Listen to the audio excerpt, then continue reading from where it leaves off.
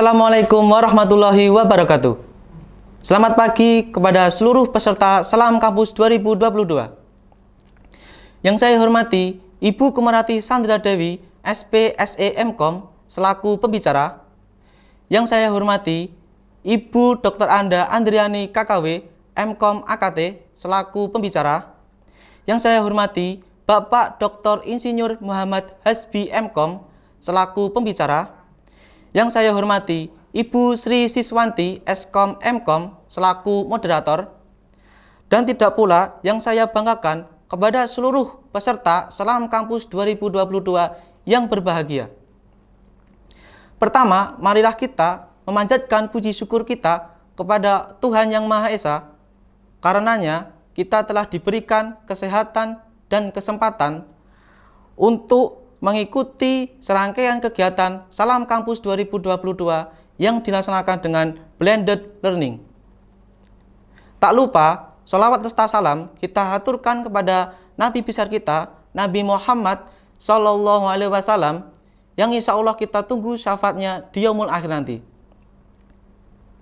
Pada sesi kali ini, perkenalkan saya, Wildan Tariful Husain, selaku pembawa acara pada materi mengenal STMIK Sinar Nusantara yang akan disampaikan oleh Ibu Kumarati Sandra Dewi, SP.SE MKom, Ibu Dr. Anda Andriani KKW, MKom AKT, dan Bapak Dr. Insinyur Muhammad Hasbi MKom, dan dipandu oleh Ibu Sri Siswanti Eskom MKom. Selanjutnya, untuk mempersingkat waktu, saya persilahkan Ibu Sri Siswanti Eskom MKom untuk memandu jalannya sesi materi kali ini. Waktu dan tempat dipersilahkan.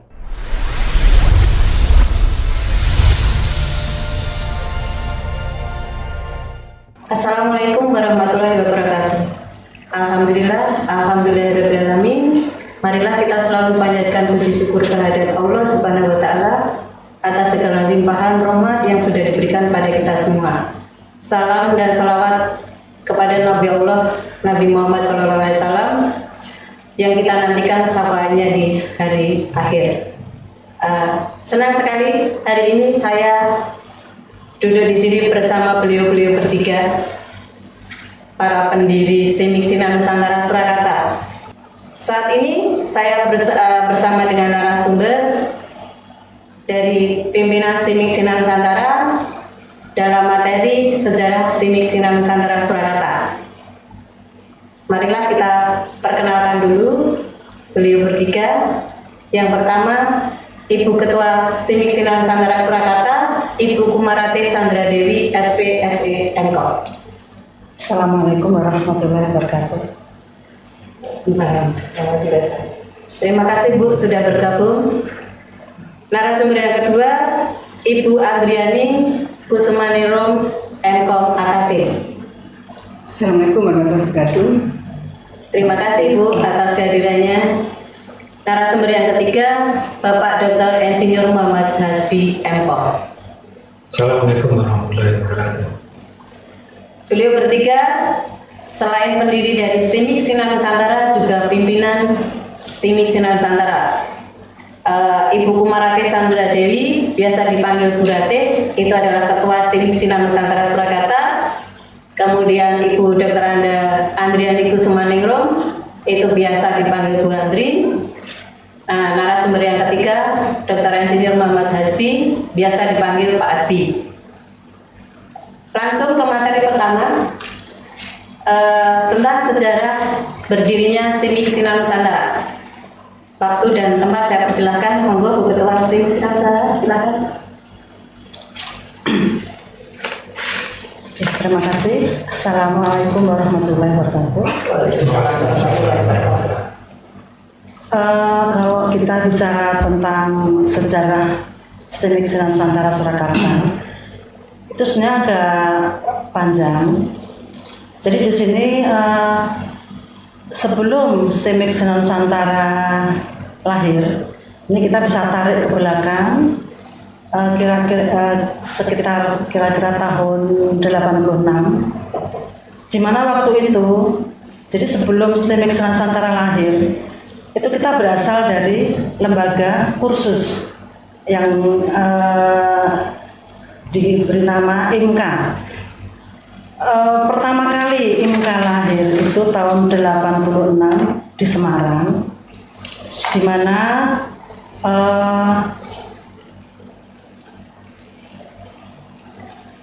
mana yang mendirikan IMKA adalah Profesor Edi Nur Sasongko, kemudian Insinyur Handoko Anindya Tanuaji yang berdomisili di Jakarta, kemudian Bapak Hermanto Hadi MKom. Kemudian tahun 87 mereka bertiga mendirikan IMKA Solo. Jadi IMKA Solo itu berdiri pada tahun 87. Yang mendirikan ya beliau bertiga itu, dan di sini Bapak Hermanto Hadi sudah almarhum ya, di tahun 2003. Nah, IMKA sendiri itu punya cabang di mana-mana. Di antaranya yang pertama berdiri di Semarang, IMKA Semarang itu sudah berubah menjadi Universitas Dian Nuswantoro. Kemudian IMKA Jogja juga ada. Waktu itu IMKA Jogja juga punya sekolah tinggi Dharma Bangsa dan sekarang sudah bergabung dengan UTY. Kemudian ada IMKA Jakarta, IMKA Bandung, IMKA Surabaya dan lain sebagainya.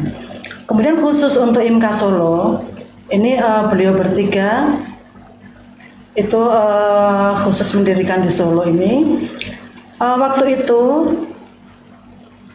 siswa dari IMKA sendiri sekitar 2.400 mahasiswa per tahun. Karena banyaknya siswa atau alumni IMKA yang ingin menaikkan karirnya, karena mereka memang sudah tersebar di mana-mana pekerjaannya. Nah, mereka ingin menaikkan karir, kemudian mereka istilahnya kapan IMKA bisa mendirikan perguruan tinggi. Nah, akhirnya karena kebutuhan dari alumni tersebut untuk meningkatkan karirnya, dan mereka juga ingin meneruskan ke jenjang yang lebih tinggi yaitu kuliah. Nah, maka tahun 1993 sebetulnya badan pendiri itu ya Pak Hermanto Hadi, Pak Edi Nur Sasongko dan Pak Handoko. Nah, kemudian tahun 93 mereka mendirikan Sinar Nusantara, waktu itu bernama masih berbentuk AMI, Akademi Manajemen Informatika dan Komputer. Nah, Yayasan Sinar Nusantara sendiri itu dibentuk pada tanggal 28 April tahun 93, di mana badan pendirinya adalah beliau bertiga.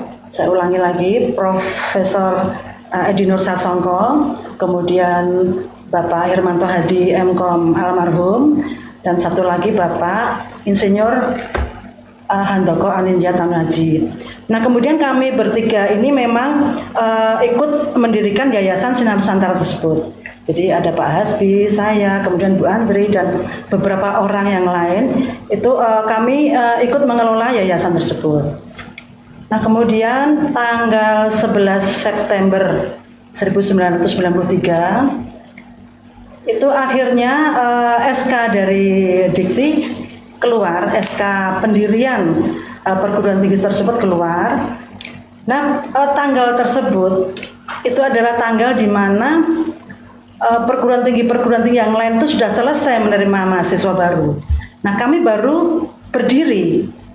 Akhirnya dengan usaha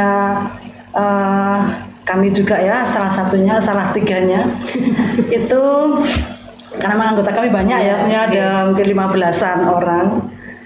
Nah, kemudian kami berusaha untuk mencari mahasiswa, dan waktu itu ada 11 orang ya, Bu Andri ya, ada 11 angkatan pertama. Jadi kita diberi waktu tanggal 11 September sampai mungkin Oktober ya. 1 bulan kami diberi waktu untuk mencari mahasiswa baru. Akhirnya kami mendapatkan sekitar 20 ya. Sekitar 20 orang lah. D1 dan D3. Waktu itu kita punya D1 komputerisasi akuntansi dan D3 manajemen informatika. Nah, kita digabung sehingga kita ada 20 mahasiswa baru. Alhamdulillah sekali. Nah, kemudian waktu itu saya memang waktu itu saya masih mengelola di yayasannya, Yayasan Sinar Nusantara. Nah, ini beliau berdua ini, Ibu Andriani dan Pak Hasbi ini mengelola di perguruan tingginya. Jadi ya kita bareng-bareng lah antara yayasan sama perguruan tinggi, antara STMIK Nusantara dengan yayasan ini memang kami ya memang harus rukun ya, kita bareng-bareng untuk mencari mahasiswa baru, kita berusaha untuk mengelola perguruan tingginya dan lain sebagainya. Nah, kemudian singkat cerita itu kita sekitar tahun 2000 kita menambah 2 program studi lagi, 2 program studi D3 yaitu komputerisasi akuntansi dan teknik informatika. Saya ulangi, untuk komputerisasi akuntansi yang D1 itu kemudian kita lebur jadi satu dengan manajemen informatika karena waktu itu di IMKA sendiri itu dia setara dengan D1, jadi kita juga tidak mau overload gitu ya, jadi kita gabung sehingga waktu tahun kedua itu kita hanya punya program studi satu aja, manajemen informatika. Nah, kemudian D3. Kemudian tahun 2000 ada tambahan 2 program studi lagi yaitu KA D3 dan teknik informatika D3. Kemudian tahun 2001 kami berubah bentuk dari akademi menjadi sekolah tinggi. Yaitu dari Akademi Manajemen Informatika dan Komputer berubah bentuk menjadi Sekolah Tinggi Manajemen Informatika dan Komputer atau STMIK Sinar Nusantara Surakarta. Nah, itu kira-kira sejarah berjalannya ini ya, sejarah berdirinya STMIK Sinus. Jadi tidak langsung kita menjadi sekolah tinggi, tapi kita dari kursus dulu. Jadi sebetulnya kita sudah berkiprah di dunia IT itu sudah sejak tahun 86 ya. Nah, tahun 86 waktu IMKA pertama kali berdiri di Semarang, itu saya siswa yang pertama kali di situ. Jadi saya lulus SMA, kemudian saya ikut kursus komputer di IMKA tahun 86 itu. Jadi ikut pembukaannya, ikut seremonialnya dan sebagainya. Kemudian sampai sekarang alhamdulillah kami masih diberi kesehatan untuk bisa memimpin STMIK Sinar Nusantara ini dengan baik. Semoga tetap eksis sampai nanti. Mungkin sejarah STMIK tahap pertama itu mungkin adik-adik perlu diketahui bahwa tahun 80-an itu adalah komputer masih sulit.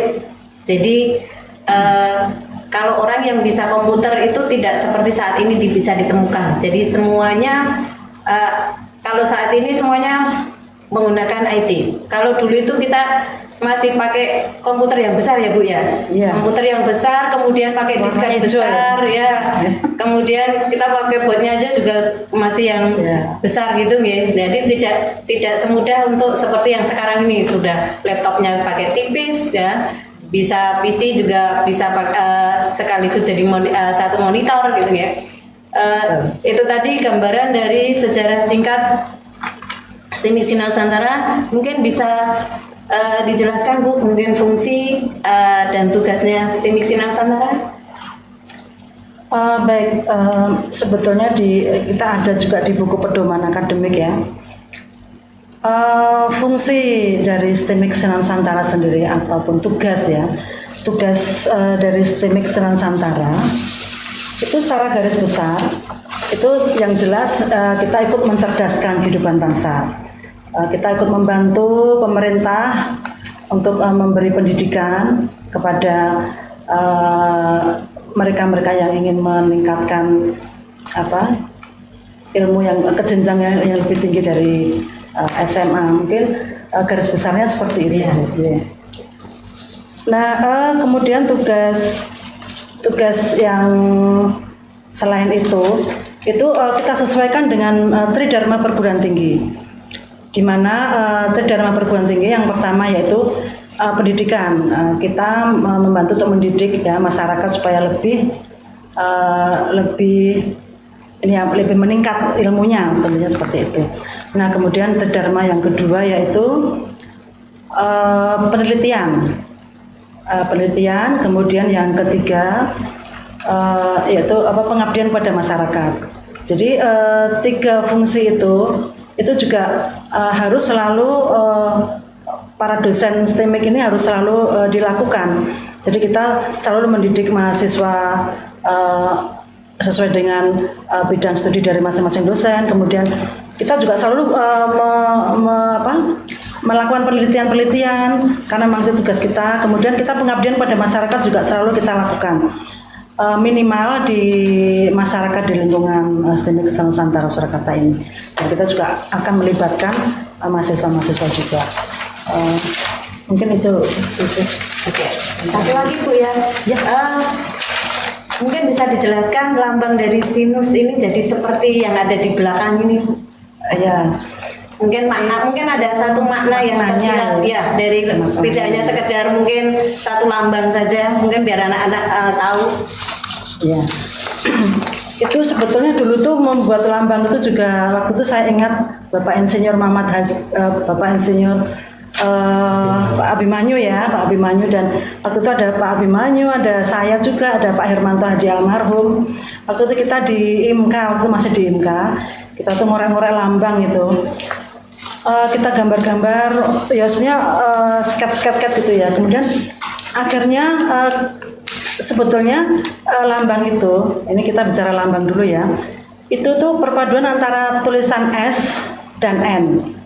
Tapi juga sebetulnya itu lambang seperti sinus kosinus itu ya. Jadi seperti ilmu pengetahuan. Yang putih yang simbol putih itu S. Yang putih itu S dan N. Tapi kalau dilihat-lihat sepintas itu sebenarnya seperti orang berjajar itu seperti ada kepalanya gitu ya. Orang berjajar itu juga kita semangat untuk kita selalu semangat untuk maju ke depan. Jadi bisa beberapa makna. Ya. Nah, kemudian itu ada segi 5 yang berwarna kuning. Itu simbol dari Pancasila, di mana kita selalu dalam setiap langkah itu kita tidak lepas dari nilai-nilai Pancasila. Jadi apa yang kita kerjakan juga harus sesuai dengan Pancasila karena itu dasar negara kita. Kemudian simbol yang lingkaran itu berwarna biru. Tadi yang kuning itu simbol ilmu pengetahuan ya. Warna kuning itu simbol ilmu pengetahuan. Nah, kemudian lingkaran biru ini simbol cinta kasih di mana kita selalu berlindung pada Tuhan Allah Subhanahu wa taala. Nah, dibentuk lingkaran karena artinya kita itu selalu merangkul guyup rukun gitu ya. Nah, kita guyup rukun untuk menjalankan STEMIK Nusantara ini sesuai dengan nilai-nilai Pancasila, nilai-nilai kebudayaan dan sebagainya. Nah, jadi lingkaran itu artinya adalah kerukunan. Jadi kita selalu bersatu untuk melangkah ke depan. Nah, kita selalu bersatu untuk melangkah ke depan dan tidak lupa untuk selalu minta pertolongan kepada Allah Subhanahu wa taala. Nah, mungkin seperti itu ceritanya.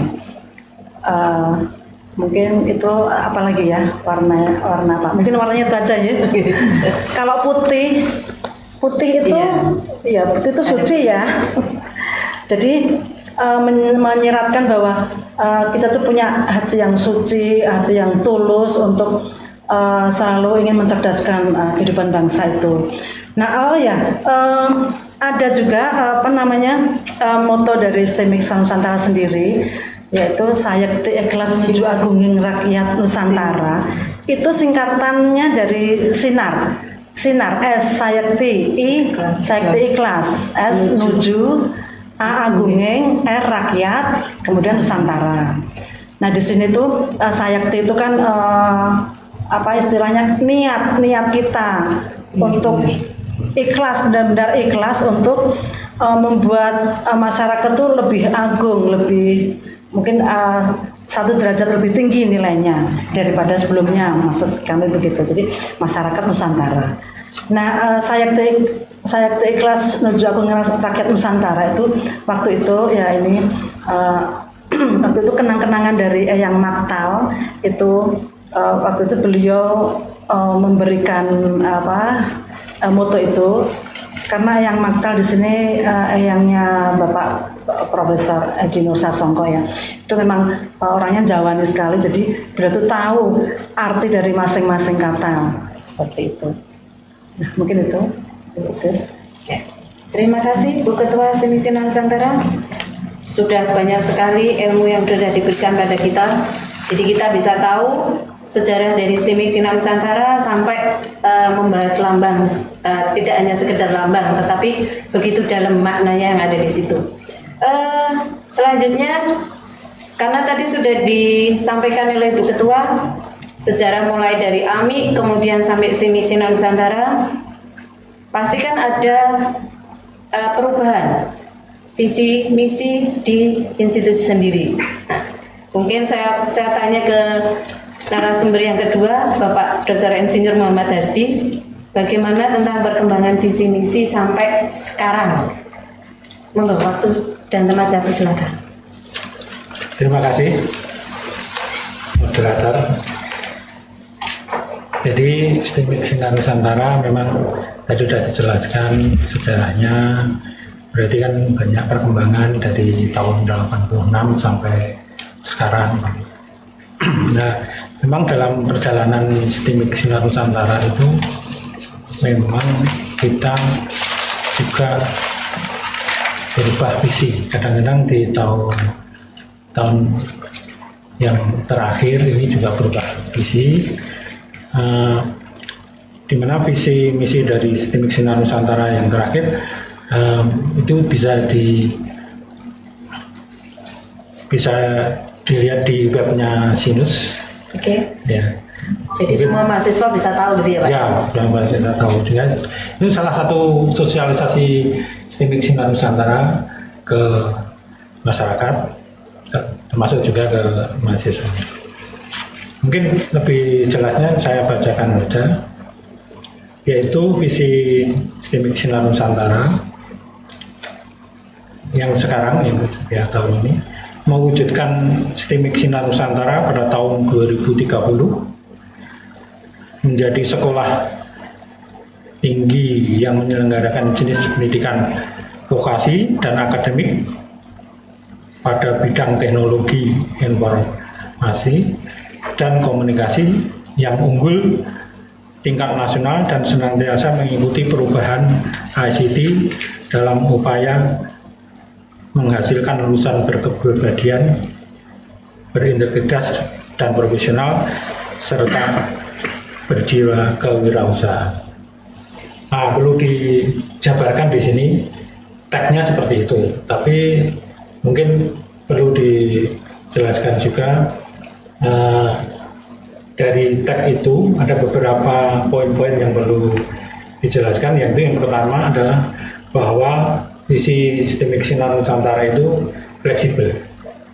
Ya, fleksibel itu artinya jadi STIMIK Sinar Nusantara dalam perkembangan ilmunya itu selalu mengikuti perkembangan ilmu di masyarakat. Jadi mengikuti selalu berkembang terus, karena kita tahu bahwa ilmu komputer itu selalu berkembang terus, bahkan cepat sekali ya. Tidak hanya tahun-tahun, tapi kadang-kadang per bulan aja sudah berubah kan ya. Nah, itu kita juga perlu diakomodir dalam visi-misi ini. Kemudian juga kita fokus ya, dan terukur. Kenapa fokus dan terukur? Karena kita dalam visi itu menunjukkan ada tahun 2030-nya. Ya, jadi kita itu sampai tahun 2030. Ya, ada target gitu ya, targetnya sampai tahun 2030 itu kita akan menjadi sekolah tinggi yang unggul. Dalam hal ini tingkat nasional yang kita targetkan itu dulu, ya, tingkat nasional, sehingga kita nanti bisa membuat rencana strategisnya dan program kerjanya dan lain-lain untuk menuju ke sana. Demikian juga kita di situ ada poin tentang bahwa STIMIK Sinar Nusantara itu juga mengajarkan vokasi dan akademik. Jadi ada dua. Ada dua ya. Ya, yaitu vokasinya sendiri itu dalam hal ini ada D3-nya, diploma 3. Kemudian yang akademik itu ada S1-nya. Itu yang jadi jabaran dari visi yang tadi. Kemudian juga selain fleksibel, terukur, kemudian ada menghasilkan alumni yang diberi kemampuan kewirausahaan juga. Ya, di situ juga disebutkan di situ ada kewirausahaannya. Sehingga insya Allah STIMIK Sinar Nusantara selain mencetak sarjana-sarjana komputer juga mencetak sarjana-sarjana yang mempunyai jiwa kewirausahaan yang baik. Gitu, kira-kira seperti itu, Bu. Terima kasih Pak. Berarti visi misi itu sangat penting bagi suatu perguruan tinggi ya? Oh iya, karena visi misi itu seperti ini, kayak tujuannya, arahnya kemana. Kalau kita nggak punya tujuan, mau jalan, mau ke kiri, mau ke kanan kan nggak tahu. Tapi kalau tahu tujuannya jelas arahnya ke sana, maka kita akan lebih jelas dan lebih berkembangnya itu akan lebih cepat. Terima kasih Pak Asbi. Saya yakin karena Pak Asbi ini sudah mulai membabat alas dari AMI sampai STIMIK Sinar Nusantara sampai saat ini. Jadi beliau salah satu pendiri dari STIMIK Sinar Nusantara. Selanjutnya tentang perkembangan STIMIK Sinar Nusantara. Mungkin yang belum Bu Andri, monggo silakan mungkin dari yang dulu. Perlu diketahui saya juga alumni dari AMI Sinar Nusantara. Jadi saya tahu mulai dari gedung pertama sampai saat ini itu saya itu saksi sejarah gitu. Nah, karena saya angkatan kedua kebetulan. Nah, monggo Bu Andri silakan mungkin dari sarprasnya yang dulu seperti apa, kemudian yang dulu karyawannya cuma berapa, sekarang masih berapa gitu ya Bu ya. Monggo silakan Bu Andriani. Terima kasih Bu Sis.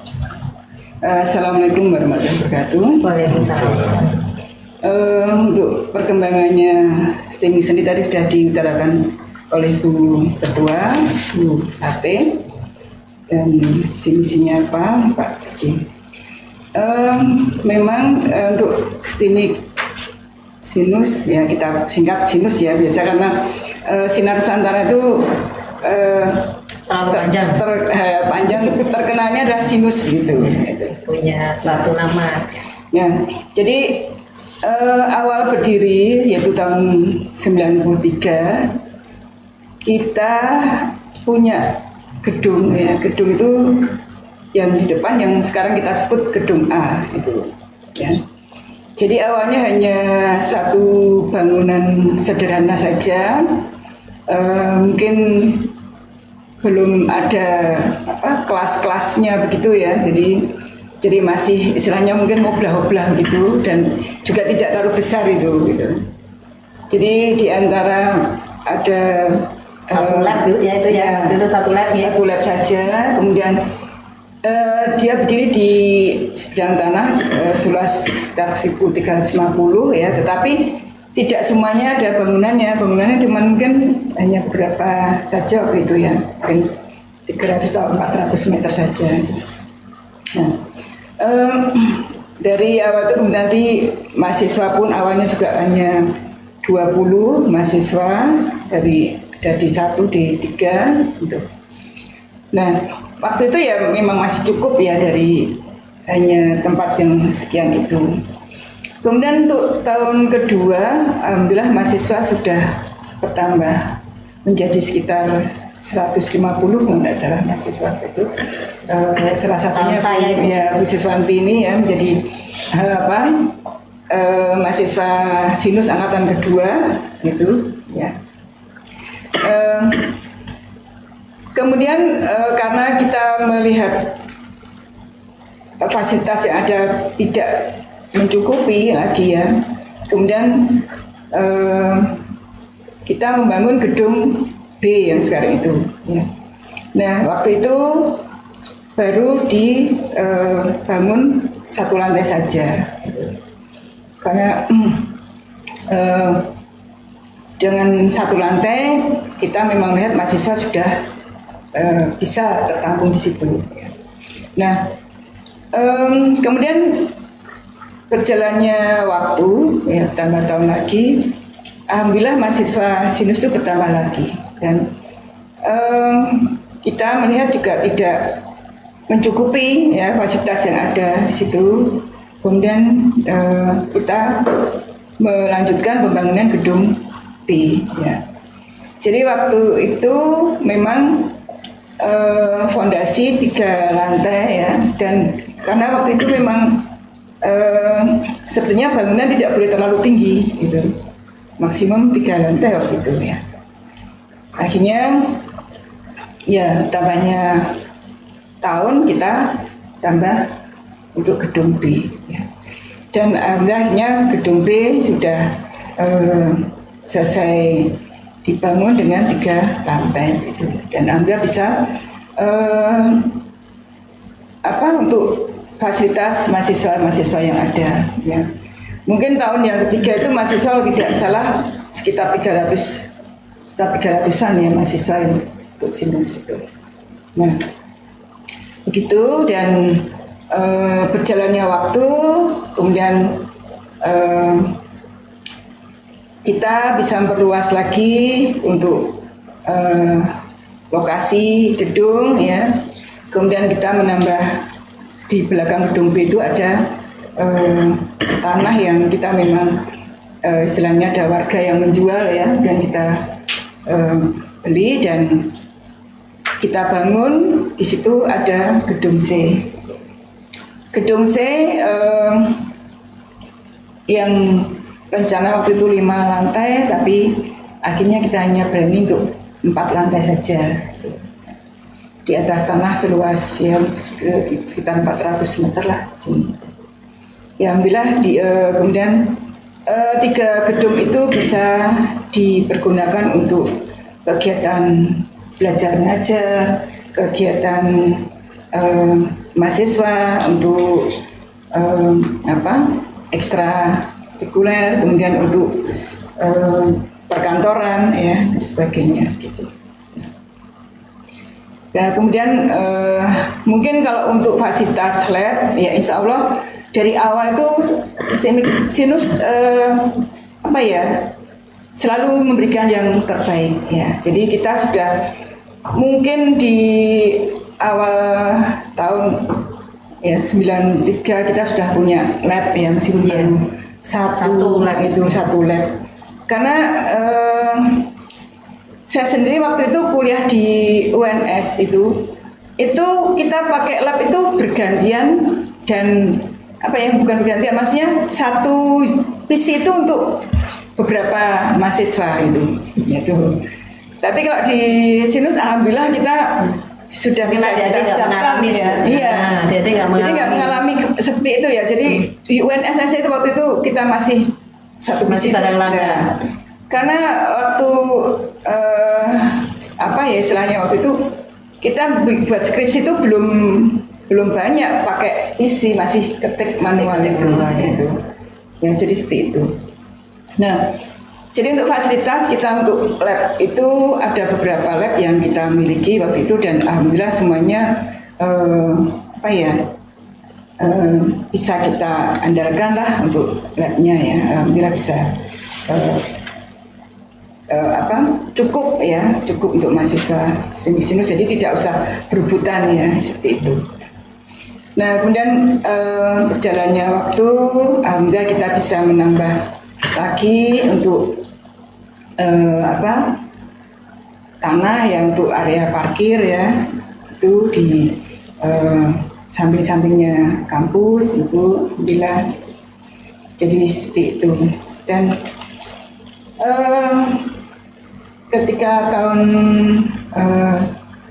2018 itu kami melihat memang meskipun gedung kita sudah ada, tapi mungkin sudah saatnya ya di usia yang ke-25 tahun itu Sinus akhirnya istilahnya merenovasi gedung A yang tadinya hanya 1 lantai saja. Akhirnya kita robohkan ya gedung itu dan kita bangun untuk di gedung A itu lantai 3 lantai ya itu ya. Dan untuk saat ini memang belum selesai 100% ya, tapi alhamdulillah itu bisa kita wujudkan dan kami juga mohon doa restunya dari semuanya nanti bisa kita menyelesaikan untuk lantai 2 dan 3 yang rencananya itu adalah di lantai pertama itu adalah untuk perkantoran administrasi ya dan sebagainya. Kemudian nanti di lantai 2 itu ada untuk ruang dosen ya, kemudian mungkin untuk ruang kegiatan yang lainnya, dan lantai 3 itu adalah untuk aula ya, ruang rapat dan sebagainya. Jadi seperti itu. Kalau dari SDM Bu, mungkin waktu pertama kali berdiri itu ada berapa dosen, kemudian untuk saat sini sampai perkembangannya sampai berapa dosen gitu ya?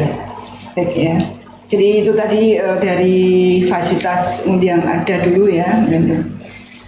Kalau dari SDM-nya, SDM waktu itu memang awalnya kita jadi waktu itu kita hanya saya berempat waktu itu yang dari IMKA itu diboyong ke Sinus itu ya. Jadi kita berempat waktu itu, ada saya, ada Pak Asbi, ada Pak Abimanyu dan ada Pak Dahlan, itu berempat itu 4. Kemudian ditambah lagi waktu itu kita memang masih mengambil dosen dari instruktur IMKA waktu itu ya. Jadi kita masih berkolaborasi karena memang saat itu untuk mencari dosen yang dari komputer itu masih susah sekali itu ya, masih langka sekali waktu itu ya. Jadi mungkin ada yang dari pertanian tapi ahli komputer itu, jadi seperti itu ya. Itu banyak Bu. Banyak itu. Jadi yang betul-betul lulusan komputer tuh masih ya bisa dihitung ya waktu itu ya. Itu. Jadi waktu itu kita ya, jadi IMKA itu waktu itu memang betul-betul kalau kami bilang tuh hebat itu tidak mati. Masih siswanya pun banyak ya, 1.000 lebih waktu itu ya, namanya kursus ya itu. Itu kursus ya itu lah.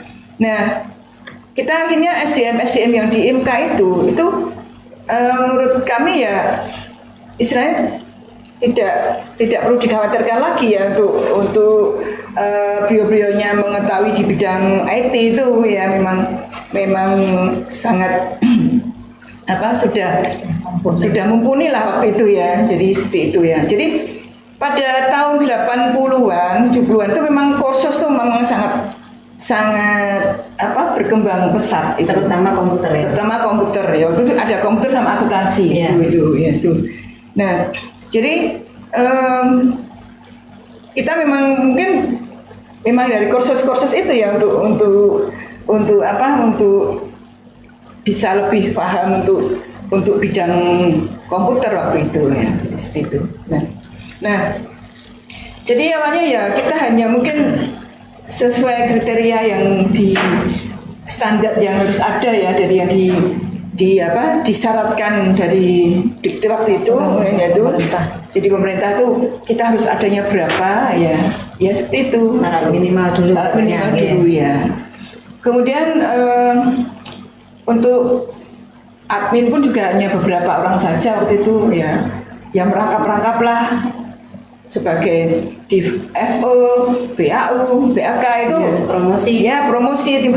Bahkan kami pun juga ikut tim promosi ya waktu itu ya. Jadi kita sampai ke pelosok-pelosok ya. Jadi memang Babat Al-Azhar waktu itu ya sampai ke pelosok-pelosok untuk memperkenalkan sinus ya itu. Ya. Jadi alhamdulillah jadi itu semuanya bisa berjalan lancar dan bertambah tahun kita pun juga akhirnya kita merekrut tambahan dosen-dosen dan kami pun juga mengambil alumni kita juga ya alumni sinus waktu itu ya contohnya seperti Bu Ses ini angkatan kedua ya angkatan kedua itu dan mahasiswa terbaik ini waktu itu ya itu mahasiswa terbaik. Nah untuk apa rewardnya ya kita untuk apresiasinya kita kuliahkan studi lanjut S2 itu ya. Jadi kita rekrut memang kita banyak alumni kita ya karena kita juga tahu seperti apa kualitasnya seperti apa anak-anak kita mahasiswa kita seperti apa itu. Dan kita juga merekrut juga dari luar ya untuk dosen-dosen ya dan kesininya alhamdulillah dosen yang disyaratkan dari pemerintah pun sudah kita penuhi dan malah mungkin juga tambah ini ya. Nah jadi dosen yang ada pun alhamdulillah kita sudah S2 ya dan ini juga kita juga kedepannya kita ingin mereka semuanya untuk bisa S3 juga ya ini dan alhamdulillah dosen yang kita miliki pun juga sudah istilahnya semuanya mengikuti aturan dari pemerintah apa yang diwajibkan dan sebagainya dan alhamdulillah dosen kita pun juga hampir semuanya memperoleh sertifikasi dosen ya dan itu juga bisa memberikan motivasi kepada para dosen ya untuk memberikan yang lebih baik dan yang terbaik untuk para mahasiswa sinus baik dalam memberikan materi kuliah maupun dalam mengampu istilahnya sharing dengan para mahasiswa ya dan memberikan semualah pengetahuan yang mungkin dosen tidak tahu mahasiswa tahu maka kita akan mungkin kita menimba ilmu dari mahasiswa mungkin mahasiswa tidak tahu dosen tahu kita berikan ke mahasiswa jadi kita saling sharing ya kedepannya pun juga insya Allah kita semuanya nanti juga akan bisa melanjutkan ke jenjang yang lebih tinggi untuk para dosennya yaitu pendek semuanya bisa menyelesaikan atau untuk kuliah S3 itu yang kami harapkan mungkin nanti kalau ada kekurangannya bisa dilanjutkan. Oke, terima kasih Bapak Ibu narasumber. Sebelumnya saya ucapkan terima kasih sekali lagi untuk para narasumber bincang-bincang tentang sejarah sinus ini sudah selesai. Matur nuwun sekali buat Bu Ketua STIMIK Sinar Nusantara, Bu Rate, Ibu Andriani selaku pembantu Ketua 2 dan Pak Aspi selaku pembantu Ketua 3. Untuk menutup sesi ini Bapak Ibu 1-2 kata untuk STIMIK Sinar Nusantara. Monggo. Saya. Ya, monggo Pak Aspi dulu. Satu kata luar biasa, 2 kata bersyukur. Bersyukur, luar biasa dan bersyukur. Oke, Bu Ketua, monggo. 2 kata saja, sukses dan jaya. Amin. Bu Andri. Sinus rukun jaya bermanfaat. Amin. Alhamdulillah, rabbil alamin.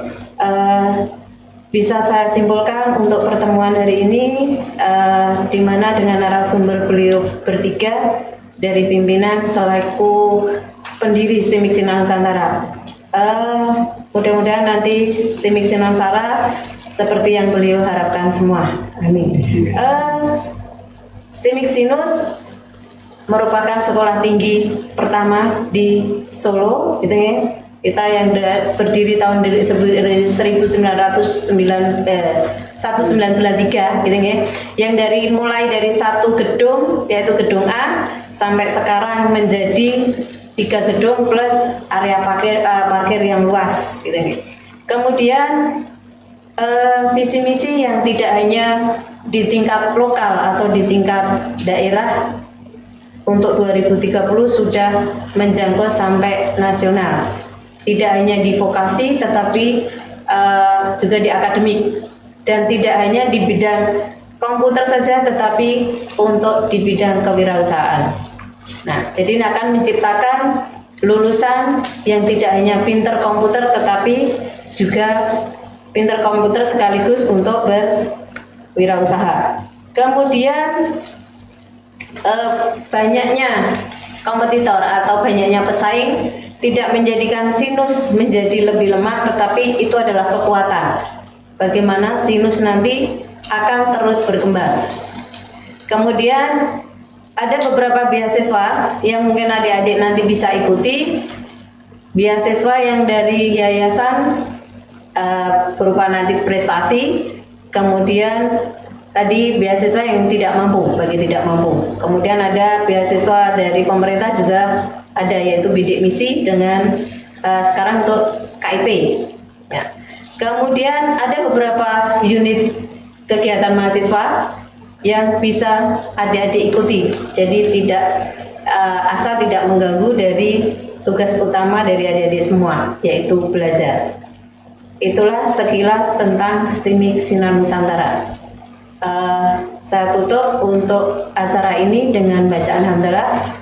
Alhamdulillahirrahmanirrahim. Assalamualaikum warahmatullahi wabarakatuh.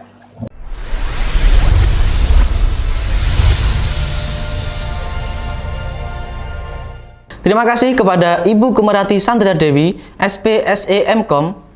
Terima kasih kepada Ibu Dr. Anda Andirani KKW, MKom AKT. Dan terima kasih kepada Bapak Dr. Insinyur Muhammad Hasbi MKom atas materi yang sudah disampaikan. Terima kasih juga kepada Ibu Sri Siswanti, Eskom MKom, yang sudah memandu jalannya sesi materi kali ini.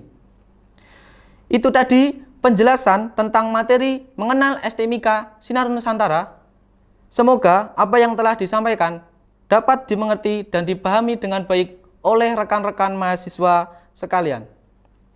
Kemudian, jangan lupa untuk mengisi form review materi di akhir acara yang nanti linknya akan disampaikan oleh kakak pendamping masing-masing. Terima kasih atas perhatiannya. Mohon maaf apabila ada salah kata. Wassalamualaikum warahmatullahi wabarakatuh. Salam Kampus 2022, cetak generasi emas, sinarkan Nusantara.